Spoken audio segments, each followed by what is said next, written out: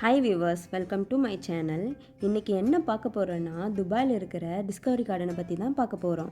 ஏன்னா துபாயில் இருக்கிறதுலே ஒரு பச்சை பசியரான ஒரு இடத்த நம்ம பார்த்துருக்கவே மாட்டோம். ஏன்னா டிஸ்கவரி கார்டன் ஃபுல்லாக ஒரு மாதிரி க்ரீனரியாக நல்லா நிறைஞ்சு இருக்கும். ஏன்னா நிறைய மரம் செடி கொடி நிறைய இருக்கும். இந்தியாவில் இருக்க மாதிரி மோஸ்ட்லி ஃபீல் கொடுக்கும். ஏன்னா நம்ம அங்கே நிறைய வசிக்கிறதால நம்ம அதெல்லாம் பார்த்து மைண்டும் ரொம்ப பீஸ்ஃபுல்லாக இருக்கும். டிஸ்கவரி கார்டனை பொறுத்த வரைக்கும் பில்டிங்கெல்லாம் ஒரே மாதிரி இருக்கும். அந்தந்த பில்டிங்க்குன்னு ஒரு நம்பர் கொடுத்துருப்பாங்க. நம்ம நெக்ஸ்ட்டு பில்டிங்க்கு போகணுன்னா அந்த நம்பரை வச்சு தான் நம்ம அந்த பில்டிங்க்கு போகிற மாதிரி இருக்கும். டிஸ்கவரி கார்டனில் ஒரு முக்கியமான விஷயம் என்னென்னா, இங்கே இந்தியா கிராசரி ஐட்டம் நிறைய கிடைக்கும். இந்திய பொருள் தக்காளி, இந்தியா வெங்காயம் நிறைய கிடைக்கும்.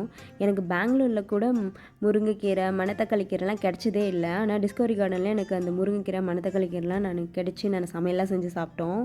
அப்புறம் இங்கே வந்து நான்வெஜ்ஜு வெஜ்ஜெலாம் நிறைய கிடைக்கும்.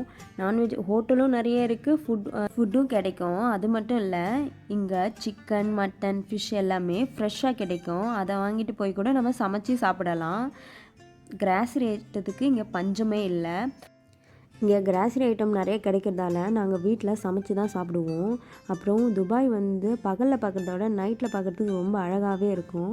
அதனால் நாங்கள் ஈவினிங்கில் என்ன பண்ணுவோம், நானும் என் வீட்டுக்காரரும் நல்லா வாக்கிங் நல்லா சுற்றி வருவோம். அந்த டிஸ்கவரி கார்டனே சந்து பந்தாக போயிட்டு நல்லா சுற்றி வருவோம்.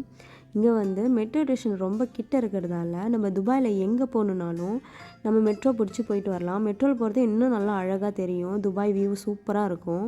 நாங்கள் அதனால் மெட்ரோவில் மோஸ்ட்லி அதிகம் போயிட்டு வருவோம். துபாய் எங்கே போகணும் மோஸ்ட்டாக இங்கே இருக்கிற மக்கள் எல்லாமே மெட்ரோ யூஸ் பண்ணுவாங்க.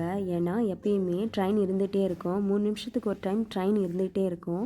அதனால் நாங்களும் அதிகம் மெட்ரோ யூஸ் பண்ணுவோம். துபாயில் எங்கே போகணுன்னாலும் நாங்கள் மோஸ்ட்லி மெட்ரோவில் தான் போவோம். அப்படி இல்லைன்னா டாக்ஸி பிடிச்சி போவோம்.